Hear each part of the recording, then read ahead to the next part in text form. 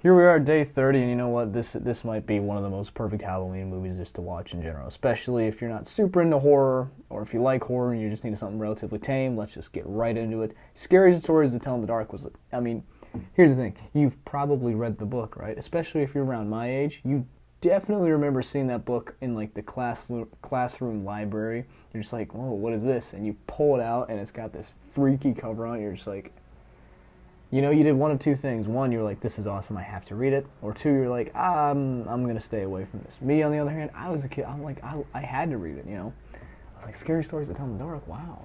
This illustration is creepy it's just so creepy. It's creepy as balls, and I'm just like, I have to read it. I have to read it. And I did. And I was like, geez Louise, this is relatively scary. And then, cut to like 10 years later, and I'm like, hey, yo, they're making a movie? This is awesome. I saw the movie with a good friend of mine, and, it was one of those movies where, like, side note little here, I think I saw it kind of when I was getting into the horror genre, and so I was glad to see it, because not only is it PG-13 horror movie, so it's theoretically relatively tame, not too intense, right? And so, but like I said, I was still excited to see it. There were still a ton of moments in that movie that made me unsettled and feel, scared, and a couple jump scares got me, which is perfect because this movie's just great. It's really good. I think the story works well, especially when especially when the scary stories from the book are happening. I think they're very, I just think they're very well done, and I think they're relatively faithful to the book, if I remember correctly, of course. But it also introduced me to one of my favorite songs to play during fall season, "Season of the Witch" by Donovan.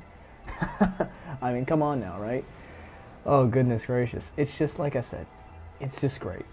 Scary Stories to Tell in the Dark is like a perfect movie to throw on at like between the hours of 7 p.m. and like 10 p.m., it's a really easy movie to just watch through.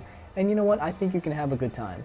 Because it takes itself seriously. It takes itself seriously just enough to the point where you could actually buy into these things. And there's some great imagery in this.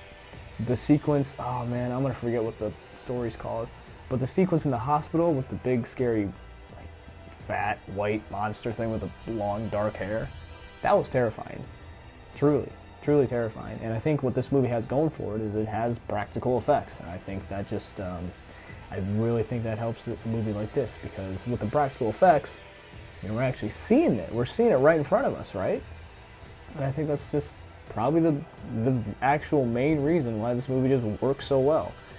And so yeah, overall, Scary Stories to Tell in the Dark, if you've read the book and haven't seen the movie, I'd highly recommend going and seeing the movie. I'm pretty sure it's on Netflix. Like I said, it's great. It really is. It's got a surprisingly decent story for what the book is.